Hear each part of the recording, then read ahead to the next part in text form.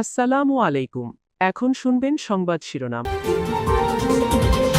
স্থাপনায় হামলার জবাবে ইসরায়েলের মধ্যাঞ্চলে আঘাত হানছে ইরানের মিসাইল।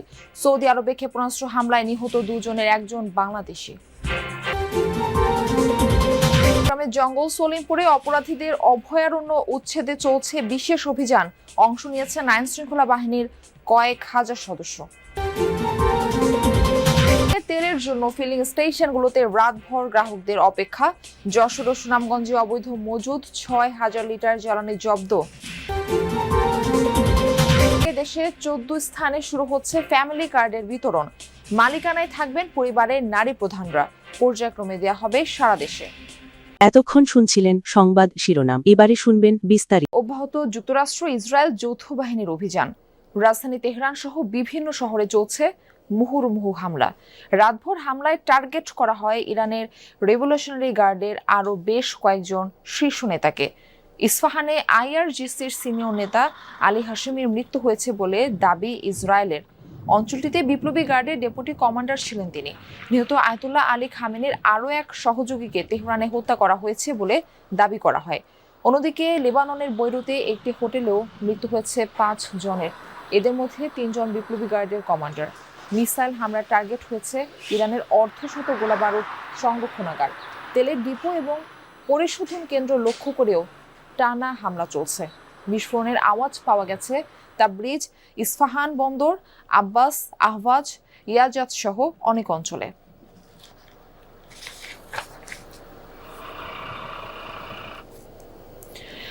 পাল্টা জবাব দিয়ে যাচ্ছে ইরানও।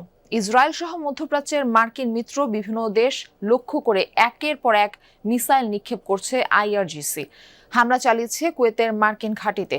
ক্ষয়ক্ষতি সম্পর্কে জানা যায়নি। বড় ধরনের হামলা হয়েছে ইসরায়েলের মধ্যাঞ্চলে। ক্ষতিগ্রস্ত হয়েছে ভবন, রাস্তাঘাট, গাড়ি। টানা সাইরেন বাজতে শোনা গেছে তেল আবিব সহ বিভিন্ন শহরে। ২৪ ঘন্টায় আহত হয়েছে কমপক্ষে ১৫৭ জন। এর আগে বাহরাইন, কাতার ও সংযুক্ত আরব আমিরাতেও মিসাইল ছুড়েছে আইআরজিসি। সৌদি আরবে হামলায় প্রাণ হারিয়েছে এক বাংলাদেশি সহ ২ জন। ইরানের গুরুত্বপূর্ণ অবকাঠামোয় হামলার জবাবে চরম প্রতিশোধের হুমকি দিয়েছেন দেশটির পার্লামেন্টের স্পিকার মোহাম্মদ বাঘের গালিবাফ। বলেন, শত্রুপক্ষ যে দেশ থেকেই হামলা করুক অবিলম্বে মিলবে একই রকম জবাব। তেল আবিব জানিয়েছে, ইরানের হামলায় এক সপ্তাহে প্রাণ গেছে ১৩ ইসরায়েলির, আহত প্রায় ২,০০০। ইরানের সাথে সাথেই চট্টগ্রামের জঙ্গল সলিমপুরে কয়েক হাজার আইন শৃঙ্খলা রক্ষাকারী বাহিনীর সদস্যরা তাদের অভিযান শুরু করে। আমার ঠিক পেছনেই আপনারা পুলিশ, র্যাব তাদের উপস্থিতি দেখতে পাচ্ছেন এবং এখানে আমরা বেশ কিছু বিশেষায়িত ইউনিট দেখেছি। সিআইডি কে দেখেছি, ক্রাইম সিন ইউনিট দেখেছি, পুলিশের ডগ স্কোয়াড দেখেছি, র্যাবের ডগ স্কোয়াড দেখেছি।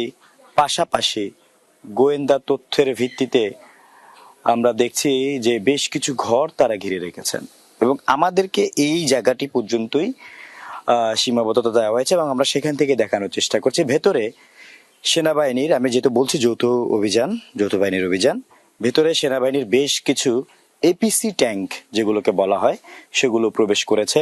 সেনাবাহিনীর বেশ কিছু প্রশিক্ষিত ইউনিট ভেতরে প্রবেশ করেছে, বিজিবির ইউনিট প্রবেশ করেছে।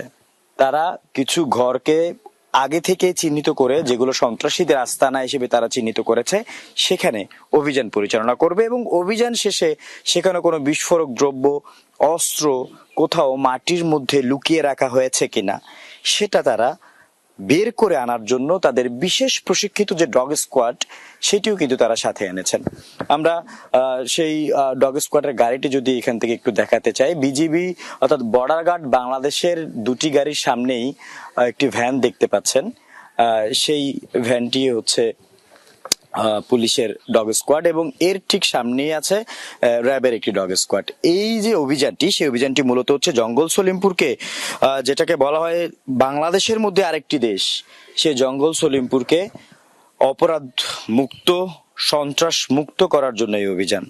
কিছুদিন আগে এই জঙ্গল সলিমপুরে অভিযান পরিচালনা করতে এসে যদি সময়টা আমি নির্ধারিত করে বলতে চাই, রাজধানীর ফিলিং স্টেশনগুলোতে রাতেও ছিল যানবাহনের লম্বা লাইন। দীর্ঘ সময় অপেক্ষা করে পর্যাপ্ত তেল পাচ্ছেন না চালকরা। সরকারি নির্দেশনা অনুযায়ী রেশনিং পদ্ধতিতে বিক্রি হচ্ছে তেল। গতরাতে রাজধানীর বিভিন্ন এলাকায় পেট্রোল, অকটেন ও ডিজেল পেতে এক পাম্প থেকে আরেক পাম্পে ঘুরেতে দেখা গেছে অনেকে। পাম্প মালিকরা জানান, হঠাৎ করে তেলের চাহিদা বেড়ে যাওয়ায় অনেক পাম্পে মজুত শেষ। এতে চরম ভোগান্তিতে পড়েছেন ক্রেতারা। যানবাহন মালিক ও চালকদের অভিযোগ, কিছু অসাধু লোক বাড়তি তেল সংগ্রহ করে খোলা বাজারে বিক্রি করছে। অনেকে সংকটের আশঙ্কায় প্রয়োজনের তুলনায় বেশি তেল মজুত করছে, যে কারণে পরিস্থিতি আরো জটিল হয়ে উঠেছে।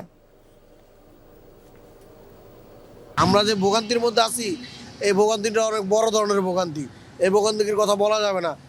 এত রাতে বাচ্চা নিয়ে মনে করেন তেল নিতে আসতে হইতেছে। সরকার যেভাবে বলতেছে যে দেশে পর্যাপ্ত পরিমাণ তেলের মজুদ আছে, তো মজুদ থাকার পরও যে কেন মানুষ হুমড়ি খেয়ে পড়ছে আমি নিজেও জানি না। 3 ঘন্টার মধ্যে আমরা এখানে আছি, তার মানে আমরা অনেক বিভ্রান্তের মধ্যে। এখন পর্যন্ত তেল পাই নাই, আশা করি পাবো কিনা, শেষ হয়ে যাবে কিনা আবার এদের, সেটা তারাই ভালো জানে। দীর্ঘ লাইন। পরিবাগে আমরা সকাল প্রায় 7:30 থেকে তেল দেয়া শুরু হয়েছে এই পাম্পে, এবং লাইন যেটি দেখতে পাচ্ছি প্রায় শাহবাগ মোড় পর্যন্ত পৌঁছে গিয়েছে এই মোটরসাইকেল এবং যেই গাড়ির যেই লাইনগুলো, এবং 2 লিটার করে তেল দেওয়া হচ্ছে বাইকে, এবং অন্যান্য সরকারের বেঁধে দেওয়া যে নিয়ম সেই অনুযায়ী দেওয়া হচ্ছে। তবে আসলে পাম্প কর্তৃপক্ষ বলতে চান যে তাদের কোনো সংকট আপাতত নেই। আমরা 2-1 বাইকারের সঙ্গে কথা বলতে চাই। 2 লিটার করে তেল দেওয়া হচ্ছে আপনাদের, এই 2 লিটারে কতদিন চলতে পারে? 2 লিটারে তো আসলে 60 থেকে 70 কিলোই চলে, সো একদিনে বেশি আসলে চালানো যায় না। সেক্ষেত্রে আবার এসে লাইনে দাঁড়াতে হয়। হ্যাঁ, শুনছিলেন যে একদিনের বেশি আসলে চালানো সম্ভব হয় না, খুব জোরাজোরি করে 2 দিন হয়তো চলতে পারেন কেউ কেউ। তবে সেটাও বর্তমান পরিস্থিতির অনুযায়ী সেটি কতটা বাস্তব। পরিবারের সুরক্ষায় চালু হতে যাচ্ছে ফ্যামিলি কার্ড। পর্যায়ক্রমে দেশের সব পরিবারকে এই সুবিধার আওতায় আনার পরিকল্পনা সরকারের, যার মাধ্যমে প্রতি মাসে 2,500 টাকা বা সমমূল্যের নিত্যপণ্য সহায়তা দেওয়া হবে। পরিবারের মা বা নারী প্রধানের নামে ইস্যু করা এই কার্ডে বাড়বে নারীর ক্ষমতায়ন। পাইলট প্রকল্পে 14 স্থানে প্রথম ধাপে কার্ড পাবে 40,000 পরিবার। আগামীকাল করাইল বস্তিতে এই ফ্যামিলি কার্ডের উদ্বোধন করবেন প্রধানমন্ত্রী তারেক রহমান।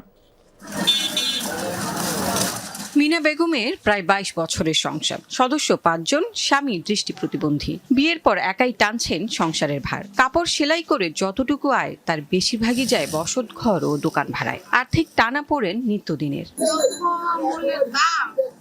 এই দামের সাথে তো আমরা গরিবরা চলতে পারি না। অনেক জিনিসের দাম, এই এত কম টাকা রোজগার করে এত কিছু তো সম্ভব না। 30 বছরের মিনারার 4 সন্তান। রিকশা চালক স্বামীর যা আয়